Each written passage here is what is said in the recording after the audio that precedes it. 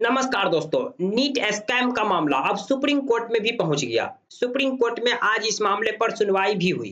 Supreme court में आज सुनवाई के दौरान क्या हुआ, सुप्रीम कोर्ट ने क्या फैसला सुनाया, इसके बारे में हम डिटेल से जानेंगे। उनसे पहले हम जान लेते हैं कि ये नीट स्कैम है क्या, जो अभी देश का सबसे ज्यादा चर्चित मुद्दा बन चुका है। चलिए हम इसके बारे में विस्तार से जानते हैं। नीट यूजी रिजल्ट 2024 14 जून को आने वाले थे, लेकिन इससे 10 दिन पहले नेशनल टेस्टिंग एजेंसी यानी एनटीए ने 4 जून को, जिस दिन इलेक्शन के रिजल्ट आ रहे थे, नीट यूजी 2024 के रिजल्ट डिक्लेयर कर दिए। इसके बावजूद कि इस एग्जाम्स को लेकर के पहले से ही ये आरोप लग रहे थे, एलिगेशन लग रहे थे कि इस में पेपर लीक हुआ है, धांधली हुआ है, और इससे जुड़ा एक पीएलआई भी सुप्रीम कोर्ट में दाखिल किया जा चुका था। इस एग्जाम में लगभग 24 लाख कैंडिडेट अपियर हुए थे। 24 लाख स्टूडेंट के भविष्य का ये मामला है।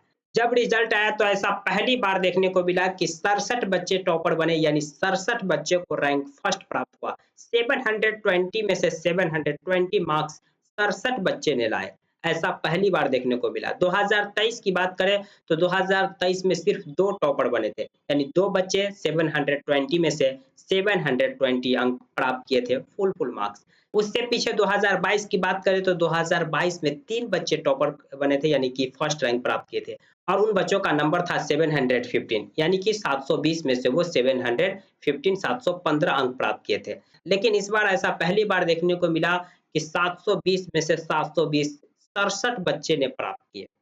और इतना ही नहीं, नीट एग्जाम्स के क्वेश्चन के जो पैटर्न है कि टोटल 180 क्वेश्चन है। अगर आप एक क्वेश्चन सही बनाते हैं तो आपको 4 मार्क्स मिलेंगे। अगर आप क्वेश्चन बनाते वो गलत होता है तो आपका एक निजी मार्क्स कट जाएगा। यानी कि कोई बच्चा कुल 180 क्वेश्चन बनाता है और 180 का 180 सही होता है तो उन्हें 720 मार्क्स मिलेंगे।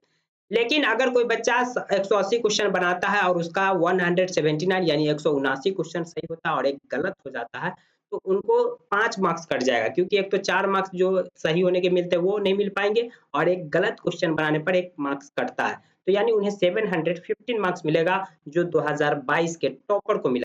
अगर कोई बच्चा एक क्वेश्चन नहीं बनाता है, 179 यानी कि 179 क्वेश्चन ही बनाता है, एक क्वेश्चन छोड़ देता है, तो उन्हें 716 मार्क्स मिलेंगे। अगर कोई बच्चा 2 क्वेश्चन छोड़ देता है तो उन्हें 712 मार्क्स मिलेंगे। लेकिन इस बार के एग्जाम में कई स्टूडेंट को 718, 719, 717 मार्क्स मिले, जो मैथमेटिकली फिट नहीं बैठता, यानी कि ये किसी भी प्रकार से हो ही नहीं सकता। जब एनटीए से यानी नेशनल टेस्टिंग एजेंसी से इस पर आरटीआई फाइल करके जवाब मांगा तो नेशनल टेस्टिंग एजेंसी ने कहा कि कुछ बच्चों को ग्रेस मार्क्स दिया गया है, यानी कि उन्हें एग्जाम में जो कम समय मिले इसकी क्षतिपूर्ति करने के लिए उन्हें ग्रेस मार्क्स दिया गया है, जिस कारण हमें इस तरह के अंक देखने को मिलते हैं।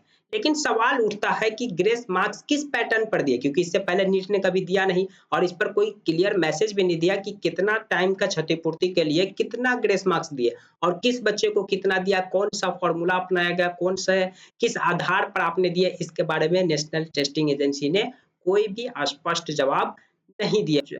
सीधे नेशनल टेस्टिंग एजेंसी ने कहा कि हम क्षतिपूर्ति के तहत ग्रेस मार्क्स दिए हैं।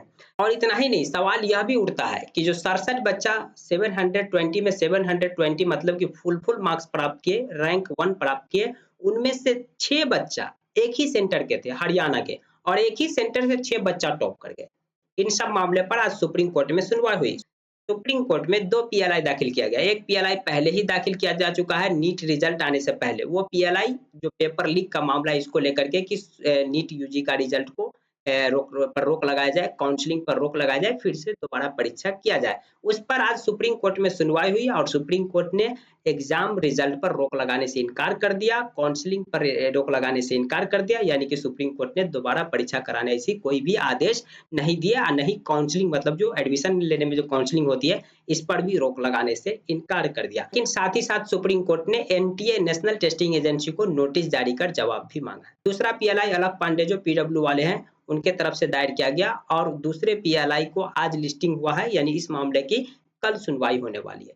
दूसरे पीएलआई में पेपर लीक के साथ ही साथ ग्रेस मार्क्स को चुनौती दिया गया है, जिसकी सुनवाई कल होने वाली है। और कल सुप्रीम कोर्ट में क्या फैसला आता है, ग्रेस मार्क्स को लेकर के सुप्रीम कोर्ट क्या आदेश देते हैं, काउंसलिंग पर भी रोक लगता है या आज की तरह ही सुप्रीम कोर्ट काउंसलिंग पर रोक लगाने से इनकार कर देते हैं, ये तो कल देखने को मिलेगा। लेकिन ये देश के 24 लाख अभ्यर्थी के भविष्य का मामला है। सुप्रीम कोर्ट में एनटीए ने कहा कि कोई भी पेपर लीक नहीं हुआ, किसी भी प्रकार का कोई एग्जाम में धांधली नहीं हुआ, ग्रेस मार्क्स क्षतिपूर्ति के तहत दिया गया है। ये सब अपनी तरफ से सफाई में नेशनल टेस्टिंग एजेंसी ने दी है।